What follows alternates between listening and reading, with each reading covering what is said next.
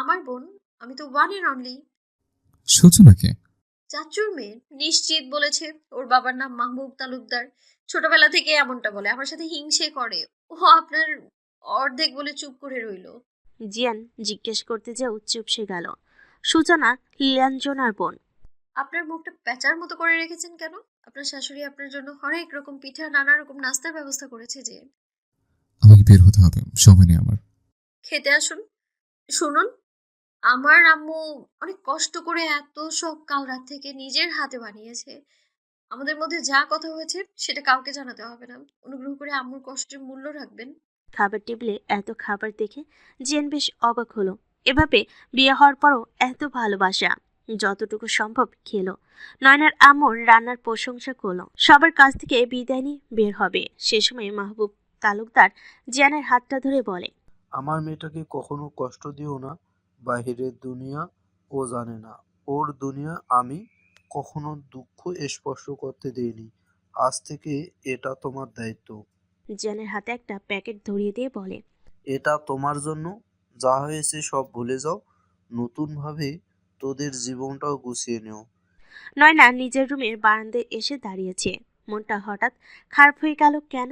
মন খারাপ হলে নয়নার আকাশ দেখতে ইচ্ছে করে। উদাস মনে দৃষ্টি স্থির করে তাকিয়ে আসে কুয়াশার চাদর কেটে ঝলমলে রোদের দিকে। কে বলবে ঘন কুয়াশায় মোড়ানো শহরটা এভাবে আলোকিত হয়ে যাচ্ছে?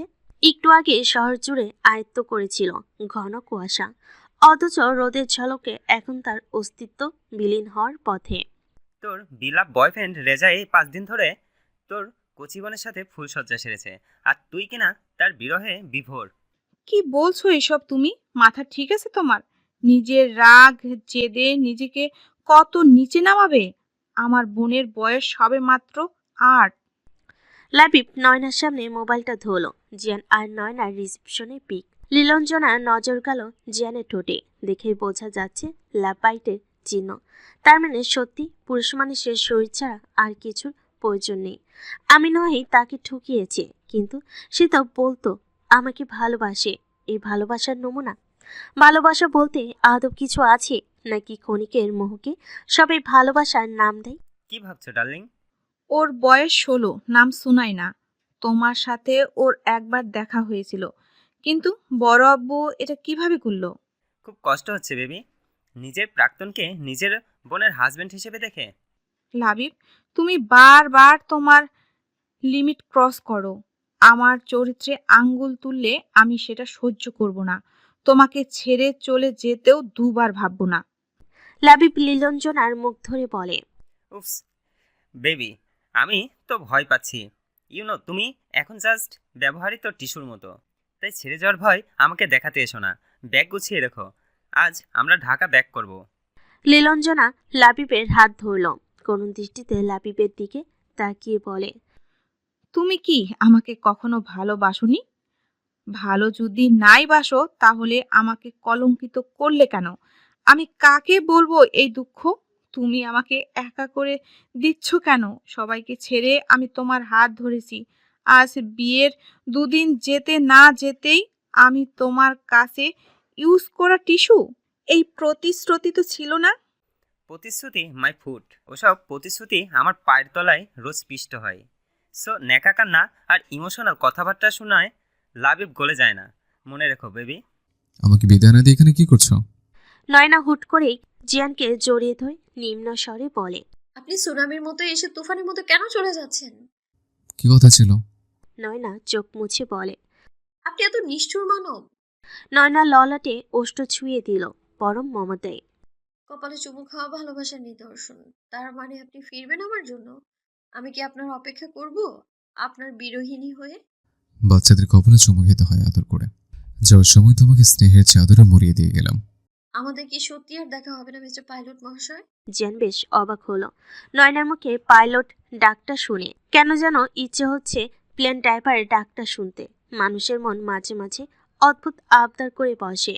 নয়নার নয়ন কোণে জমে থাকা অশ্রুবিন্দু নিজের হাতে মুছে দিয়ে বলে, তোমার নামের মধ্যে তোমার চোখ দুটো শোনায় না। চোখের গভীরতা তোমার চোখ দুটো আর আকর্ষণীয় করে তুলেছে। উত্তর দেবেন না? যাচ্ছি, হয়তো দেখা হবে। ভালো থেকো, ঠিকমতো পড়াশোনা করবে। রেজাল্ট যেন টপ লেভেলের হয়। কথাটার উত্তর দিলেন না তো। সব উত্তর জানা হয়ে গেলে আমাকে মনে করবে কিভাবে? কিছু উত্তর অজানা থাকুক, আমাকে স্মরণ করার উৎস হিসেবে। এখান থেকে সোজা এয়ারপোর্টে যাবেন? হ্যাঁ, আমার ফ্লাইট একটা বাজে। আপনি কোন দেশের বিমান ড্রাইভার? কানাডা টু আরব আমিরাত। আসছি সুকেশিনী। নয়না দরজা পর্যন্ত আসলো না। এই কয়দিনে তার হৃদয়ে ভালোই জায়গা করে নিয়েছে লোকটা। নয়না মনোযোগ বসালো আকাশ দেখায়। মানুষই আকাশের মতো ক্ষণে ক্ষণে রূপ বদল করে। হঠাৎ নিচে চোখ পড়তে চার চোখের মিলন ঘটল। নিচ থেকে আরো দুটি নয়ন তার দিকে স্থির করলো। হাত দিয়ে বিদায় জানিয়ে গাড়িতে বসলো। গাড়ির গ্লাস দিয়ে তাকিয়ে আছে নয়নার দিকে। নয়নাও দৃষ্টি এদিক সেদিক করেনি। চোখে চোখে কথা হচ্ছে, যে কথা শব্দ হয়ে ফুটতো না ঠোঁটে। নয়নার চোখের ভাষা বুঝতে পারছে জিয়ান, কিন্তু দ্বিতীয়বার ভালোবাসার মতো ভুল করতে চায় না। ভালোবাসা মন্দ বাসা, ক্ষণিকের মোহ।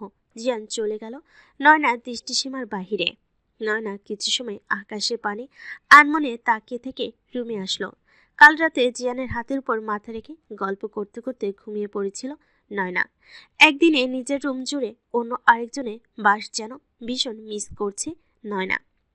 বেডে এখনো ছড়িয়ে আছে জিয়ানের রেখে যাওয়া শার্ট, জিন্স। হাতে শার্ট শার্ট হাতে উঠালো, নাকের সামনে নিয়ে অনুভব করতে লাগলো জিয়ানের অস্তিত্বের ঘ্রাণ। হঠাৎ নিজের অজান্তেই শার্টটা জড়িয়ে ধরলো। চোখ থেকে দুফোঁটা অশ্রু গড়িয়ে পড়লো। শার্ট হাত থেকে ফেলে দিয়ে নিজের হৃদয়ে হাত রেখে বলে, আমি আপনাকে ভালোবাসতে পারি না। এটা আমার ক্ষণিকের মোহ মায়া নয় তো আবেগ।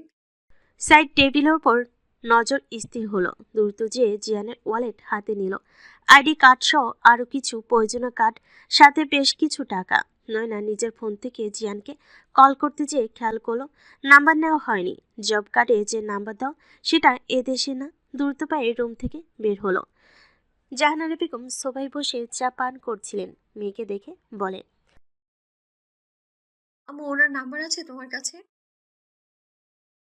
হ্যাঁ। আমারও খেয়াল ছিল না নাম্বার রাখতে। ওনার ওয়ালেট রেখে গেছে। এটার মধ্যে অনেক দরকারি জিনিস আছে। রেডি হয়ে আসবো মানে? আচ্ছা, দ্রুত করো। জিয়ান কিছু দূর এসে বাসায় কল করলো। ওপাশ থেকে রিসিভ হতেই মিতা বেগম বলেন, একবার আমার সাথে দেখা করবি না বাবা? আমার সময় নেই আম্মু। শোনো, নয়না কি কোনো জোরে জোরে করবে না। সামনের এক্সাম, সেখানে ফোকাস করতে দাও। রেজা, বিয়েটা কিন্তু পুতুল খেলা নয়। মেয়েটা তোর বউ। আল্লাহ তালার কালাম পড়ে সবাইকে সাক্ষী রেখে তোদের বিয়েটা হয়েছে, মাথায় রাখিস। নিজের দায়িত্ব থেকে পালিয়ে যাওয়া যায় না। আম্মু, আমি ছোট বাচ্চা না, সো আমাকে লেকচার দিতে হবে না। বাবাকে বলে দিও কথাটা। তার বিয়েতে রেপুটেশনের জন্য নয়নার এক্সামে কোনো রকম ত্রুটি যেন না হয়। মিতা বেগম আর কিছু বলার আগেই খট করে কল কেটে গেল। মিতা বেগম দ্রুত উঠে আসলো জিয়ানের রুমে। আজ সকালে অনিকেত এসেছিল বাসায়। তার মানে পাসপোর্ট, টিকিট সব অনিকেত নিয়ে গেছে। জিয়ান রুম থেকে বের হয়ে নিজের রুমে আসলো। নাজিম চৌধুরী খুব মনোযোগ দিয়ে কোনো কাজ করছেন। মিতা বেগম বললেন, শুনছো, রেজা চলে যাচ্ছে। ছুটি শেষ যাচ্ছে মানে কি? যেতে তো হবেই। আমাদের সাথে দেখা না করে। মিতা, ছেলে বড় হলো, অযথা ইমোশনাল হবে না তাদের নিয়ে। ওরা বড় হয়েছে, ওদের পার্সোনাল লাইফ আছে, ওদের মতো থাকতে দাও। আর হ্যাঁ, 2 দিন পর তালুকদার বাড়ি থেকে চৌধুরী বংশের বৌমাকে নিয়ে আসবে। রেজা কল করেছিল, বলেছে সুনয়নার এক্সাম সামনে, তাই ডিস্টার্ব করতে না। সব কথা শুনলে কবে? মন মর্জি মতো বিয়ে করেছ, চৌধুরী বাড়ির বউ বাপের বাড়িতে পড়ে থাকবে? আমি যেটা বললাম সেটাই শেষ কথা। আর হ্যাঁ, তোমার ছোট নবাবের খবর কি? আগামীকাল ফিরবে। তাকে বলে দিও দেশ ভ্রমণ শেষ হলে যেন অফিস ভ্রমণে যায়। আমার বয়স হচ্ছে, একা সম্ভব না পুরোটা হ্যান্ডেল করা। মিতা বেগম মনে মনে একটা মেয়ের কমতি অনুভব করছে। ছেলেটা যেমন তার হাজবেন্ডও তেমন। তার মন কেউ বুঝতে চায় না। এই ছেলে তার সাথে দেখা না করে চলে গেল।